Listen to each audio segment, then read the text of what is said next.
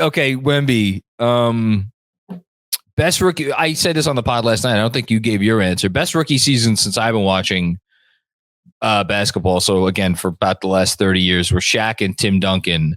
I have the list of highest scoring. This is just scoring rookie seasons, and since since the Magic Johnson's rookie year. And do you want to take guesses? It won't take you long to guess the highest scoring average by a rookie ever. If it's not Michael, it's Michael. Okay, it's Michael. Yeah, So made All NBA is for his rookie season. You know what's funny? I didn't even look up. Did he make All NBA first team his rookie season, or did he start out with a second team selection? Now you got me. No, we're really off to a rousing start here. His rookie year, he was All NBA second team. Yeah, still made All NBA. Which, if you watch a movie by Ben Affleck, his mom predicted apparently, because that happened. So All NBA. I mean, obviously 28 points a game. He took over the league and the whole thing right away. The reason why I think Tim Duncan deserves the proverbial tip of the cap that I like to give is his rookie year. And again, we could go back and we could talk about like the forwards in that class or that year and how competitive that was. He made All NBA first team that year. Think about that. As a rookie, granted he was an older rookie. He stayed all 4 years at Wake Forest, but he made All NBA first team as a rookie, which is an accomplishment that I think we don't give nearly enough credit to. Along with Karl Malone, and then behind him at the forward spots, this maybe takes a little bit of shine off this accomplishment. Vin Baker and Grant Hill was the other one, so Grant Hill was still quite good at that point. And then third team forwards, Scottie Pippen, and once a Knick, always a Knick, Glenn Rice. So I think Timmy deserves mention, and then the other one, and then Shaq. Do you have another candidate in like the last 30 years for best rookie season? I'm looking up LeBron's because I remember.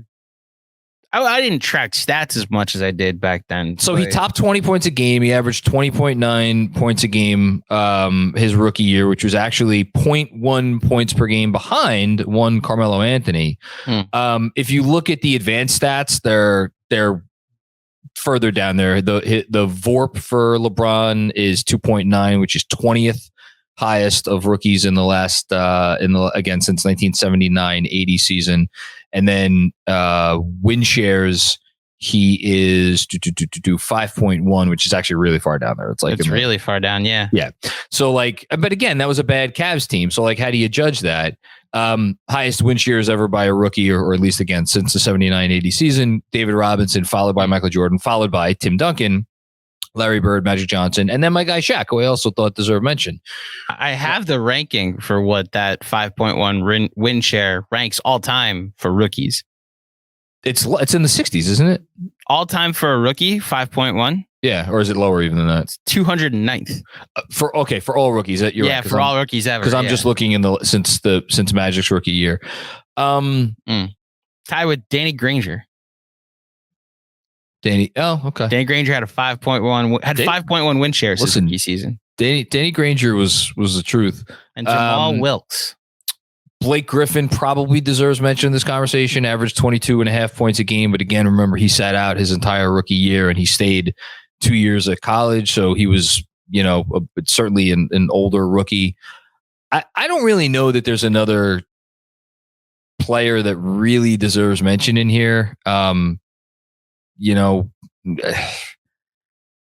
There's good rookie seasons, but nothing crazy, I don't think. So you have this potential for Wemby is where you're going with. Yeah, my point is I think Wemby could come in here, and if again, it's such a tall ask. We've spent how many months singing the praises of Jalen Brunson for having one of the greatest Knicks seasons in memory. And he couldn't make All NBA. So the notion that a rookie is going to walk into the league and make All NBA, again, guys like, a guy like Tim Duncan made it look not easy, but possible. It's just really tough because, again, Duncan was older. Wemby is a lot younger. Even David Robinson, when he stepped into the league, David Robinson was a 24-year-old rookie when he averaged 24 points a game. That's the second highest scoring average for a rookie ever.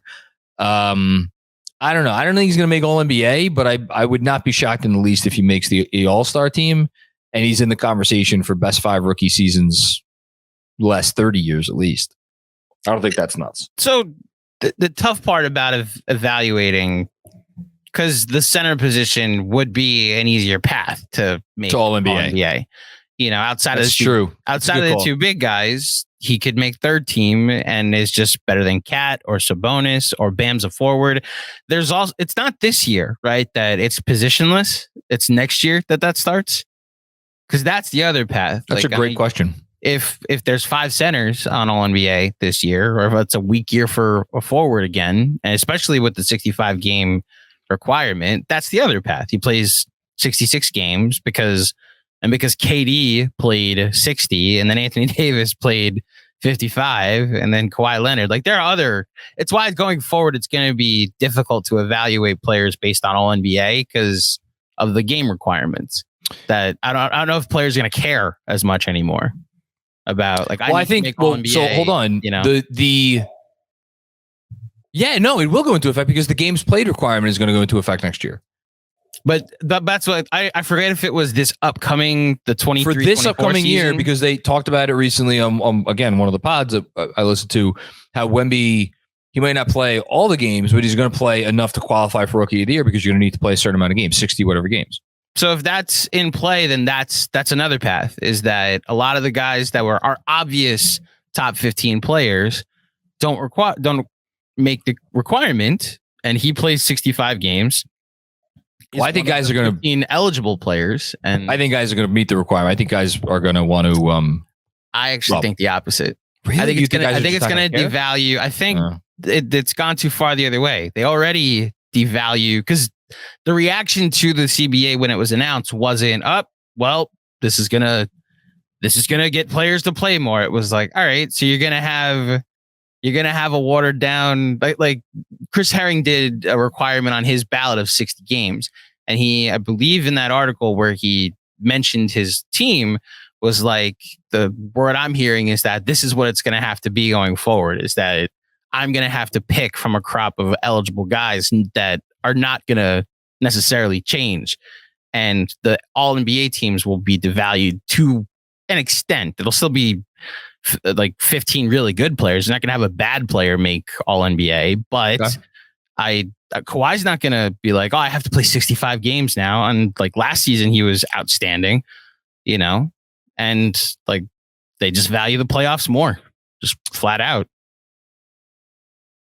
To put a cap on this discussion, it's going to be very interesting when the Clippers guys go to negotiate their extensions this summer, because they can extend this summer, Kawhi and Paul George.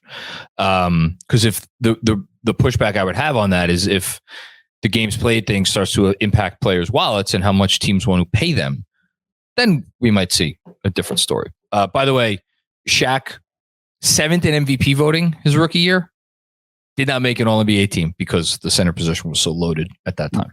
Which in today's NBA, he makes it easily, you know? Yeah, absolutely. Because it's positionless. So he would have made first team back then. Second team probably, but yeah, he would have been one of the 15 best players, is my point. Oh, he walked into the league as one of the 10 best players. We never discussed this on a pod. I thought Jeremy appropriately pushed back. I thought the conversation was good, but I know you were bothered in the moment that historical precedent was now being screwed up. And you and I texted a bunch that day, and I was like, I get it. They're already pulling chicanery. Like Bill Simmons and your boy Zach Lowe put Luka as a forward. Like Steph Bondy already voted Embiid first team forward. Like they're already doing it. You might as well just, unless you like put people in a box and say, like what we do with the positional requirements, where you go to Basketball Reference and like, all right, whatever the highest percentage is, that's the position you're eligible for. Unless you enforce it that way, then they're already doing it. So you might as well just let them go positionless. Andrew, what? We live in a society of laws. But John, this is the speed limit. They're already speeding and they're not being told you're speeding. I guess I'm the cop in this scenario. Yeah. We can move on. All right. The 10 players that'll define this offseason.